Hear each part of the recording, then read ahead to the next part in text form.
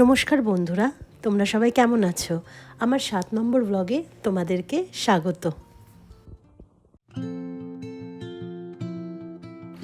আজ আমি এসেছি আমার কাকি শাশুড়ির বাড়িতে।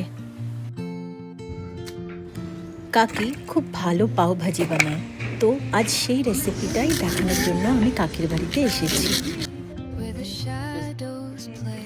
তো কাকি প্রথমে যে সবজিগুলো স্ক্রিনে দেখা যাচ্ছে সেই সবজিগুলোকে ভালো করে ধুয়ে নিয়ে কেটে নিয়েছে। এরপর আলুগুলোকে প্রেসার কুকারে ভালো করে জলে সেদ্ধ করতে দিতে হবে। তারপরে ফুলকপি আর ক্যাপসিকামকেও ধুয়ে নেওয়া হলো। আর যে বাটিতে ফুলকপি ক্যাপসিকাম রাখা হলো তাতে লবণ আর হলুদ দিয়ে আর একটু জল দিয়ে আর সাথে মটরটা দিয়ে আলুর সাথে সেদ্ধ করতে প্রেসার কুকারে বসানো হলো।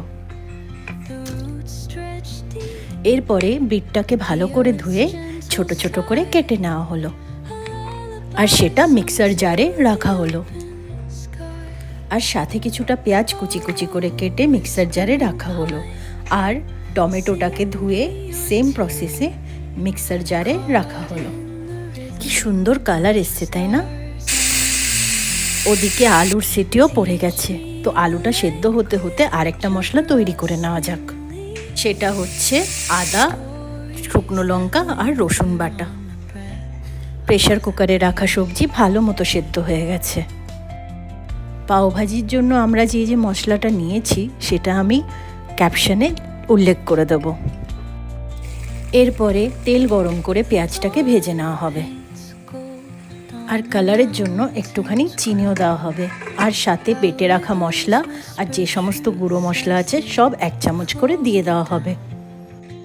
তারপরে যে সমস্ত সবজিগুলো সেদ্ধ হয়ে গেছে সেটা একটা স্ম্যাশার দিয়ে ভালো করে মেখে নিতে হবে। এবার কুচি করে রাখা টমেটো আর সেদ্ধ সবজিগুলো ওই মশলায় দিয়ে দেওয়া হলো। কালারটা কি সুন্দর এসেছে না? ওই বিট দেওয়ার জন্য এই কালারটা এত সুন্দর এসেছে। রেডি হয়ে গেল আমাদের পাওভাজি। তো রান্না কমপ্লিট হয়ে গেছে, তো চলো খাওয়া যাক। আমি সবাইকে সার্ভ করে দিচ্ছি।